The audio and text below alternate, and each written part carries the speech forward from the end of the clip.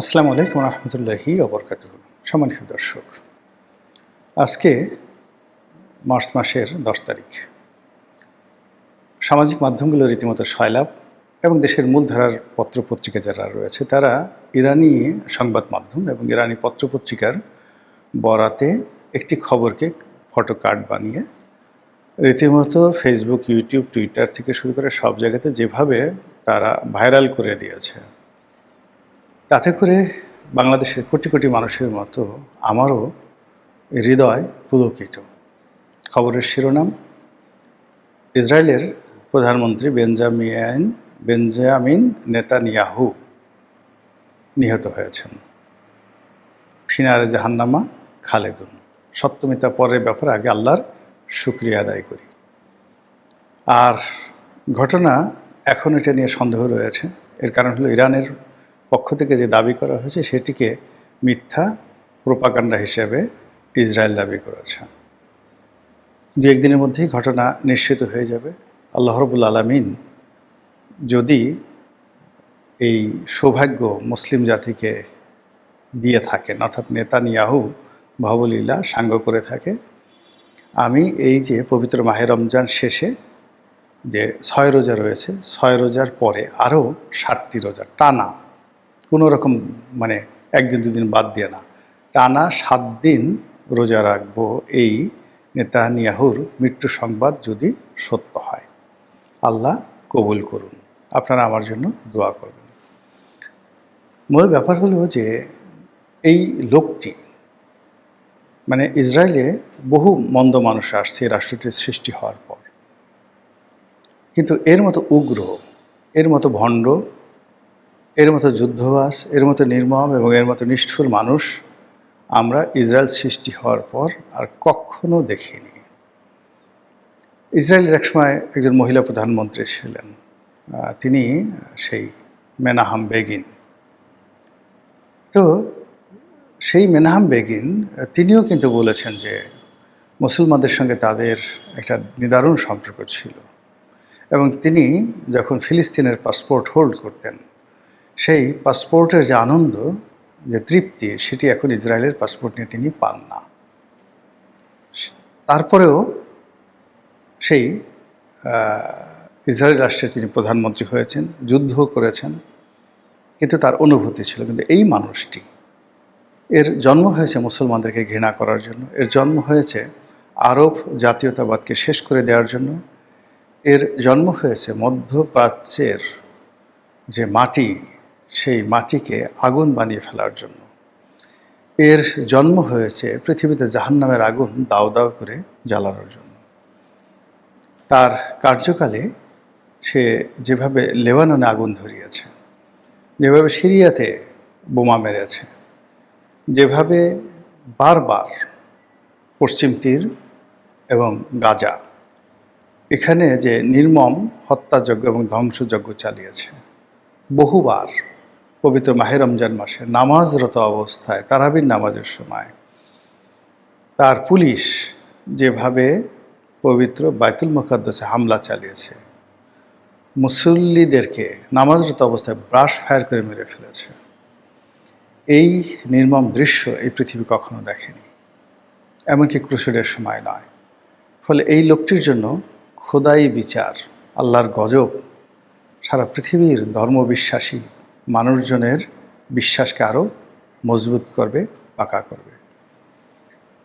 হঠাৎ করে এই সময়টিতে যে একটা যুদ্ধ হলো, ইরানের সঙ্গে একটা যুদ্ধ হলো, কিংবা এর আগে গত বছর যে 12 দিনের যুদ্ধ হলো, সবাই বলা করছে যে এই যুদ্ধটি মূলত নেতানিয়াহু তিনিই নিজে সৃষ্টি করেছেন। আর তিনি সৃষ্টি করেছেন যে অভ্যন্তরীণ রাজনীতিতে, ইসরায়েলের অভ্যন্তরীণ রাজনীতিতে তিনি এতটা কোণঠাসা হয়ে পড়েছেন যে তার ক্ষমতা হারানোর সম্ভাবনা প্রবল ছিল। 2 নম্বর হলো যে এই মানুষটি একেবারে আকণ্ঠ, গলা পর্যন্ত তিনি দুর্নীতির সঙ্গে জড়িত, নিমজ্জিত। তার সেই দুর্নীতির মামলা চলছে এবং সেই দুর্নীতির মামলায় তার যাবজ্জীবন কারাদণ্ড হয়ে যাওয়ার সম্ভাবনা। তো দেশে যখন যুদ্ধের মতো জরুরি পরিস্থিতি থাকে, তখন এই ধরনের মামলার কার্যক্রম এবং বিচার কাজ বন্ধ থাকে। গত বছর তিনি এই দুর্নীতির মামলা যখন একেবারে রায়ের পর্যায়ে আসবে, তখন তিনি অলনে ছাড়েন তিনি ইরান আক্রমণ করে বসলেন। আর এই বছর সেই দুর্নীতির মামলা থেকে শুরু করে আরও অনেকগুলো যে ক্রাইসিস, বিশেষ করে সামনে যে নির্বাচন, সে সব মিলিয়ে এই যুদ্ধটিকে তিনি অনিবার্য করে ফেলেছিলেন। একই অবস্থা কিন্তু যে আমেরিকার যে দোসর ইউক্রেনের যে বর্তমান প্রেসিডেন্ট, এও কিন্তু অনেকটা সেই আমাদের ডক্টর মোহাম্মদ ইউনূস বা ওই যে আরেক শান্তি বিজয়ী মাসাদো কিংবা ধরুন হামিদ কারজাই, এই প্রকৃতির একজন মানুষ। নাটক টেলিভিশনে তিনি অনেকটা হাস্যরসাত্মক অভিনয় করতেন। তো এই মানুষটিকে পাপেট রূপে সেখানে বসানো হয়েছে। তার না ছিল কোনো জনপ্রিয়তা, না ছিল কোনো গণভিত্তি, এবং তিনি একটি যাকে বলা হয় আমেরিকার সেই মদদে, আমেরিকা যেভাবে বাংলাদেশে রেজিম চেঞ্জ করেছে, যেভাবে পাকিস্তানের রেজিম চেঞ্জ করেছে, একইভাবে এই যিনি এখন জেলেনস্কি আছেন, তার নেতৃত্বে একটা অভ্যুত্থান ঘটিয়ে জনপ্রিয় এবং জনগণের ভোটে নির্বাচিত সরকারকে, যে সরকার রাশিয়ান ব্যাক ছিল, প্রো রাশিয়ান ছিল, আমাদের যেমন আওয়ামী লীগ প্রো ইন্ডিয়ান ছিল, ওইরকম প্রো রাশিয়ান একটি সরকার ছিল। তো সেই সরকারকে হটিয়ে এই যে ক্ষমতায় আসে এবং নিজের ক্ষমতা কুক্ষিগত করে রাখার জন্য একটি যুদ্ধ, ইউক্রেনের এই যুদ্ধ রাশিয়ার সাথে বাঁধিয়ে দেয়।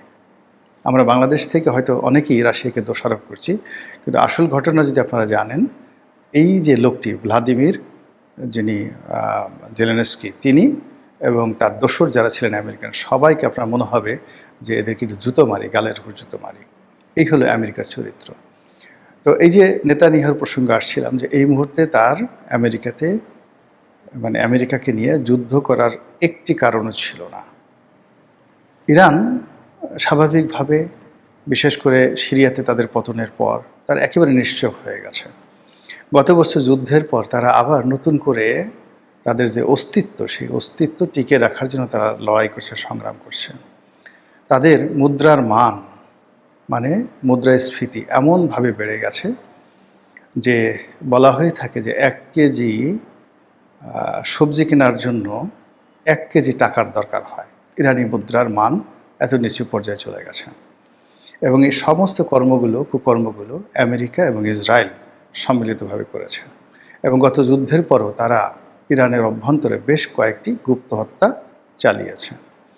এরপর এই যে কিছুদিন আগে ইরানে যে বিশাল গণবিপ্লব হলো, জনগণ কিন্তু রেজিম চেঞ্জের জন্য রাস্তায় নামেনি, তারা রাস্তায় নেমেছে মূল্য বৃদ্ধি, দ্রব্যমূল্যের বৃদ্ধি, টাকার মূল্যমান কমে যাওয়া, এগুলো নিয়ে।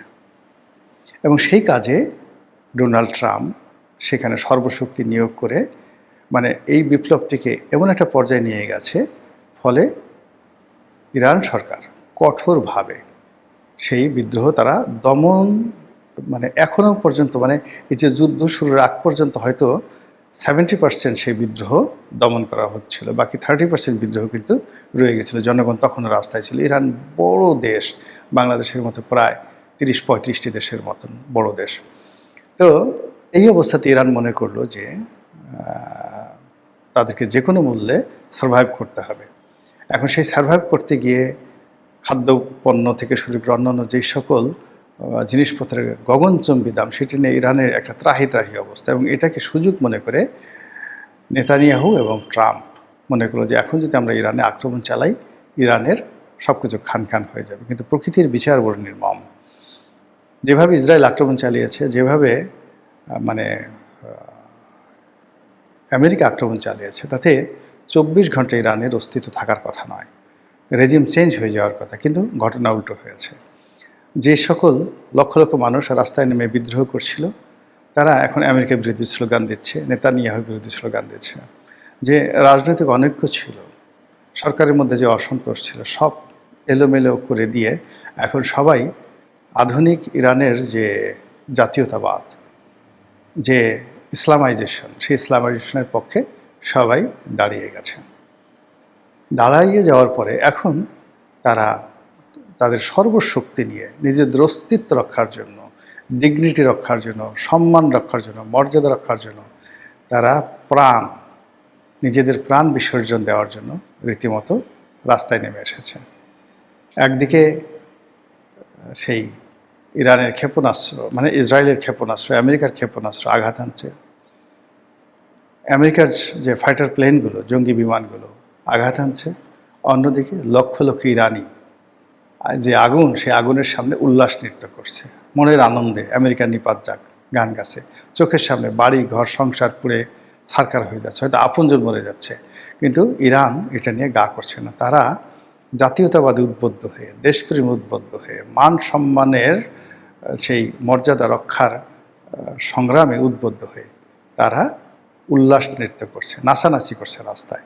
অবিশ্বাস্য, যারা ইরানের এই দৃশ্য দেখেছে না দেখলে বুঝতে পারবেন না। তো এরই মধ্যে যুদ্ধের ময়দানে একের পর এক অলৌকিক ঘটনা ঘটছে।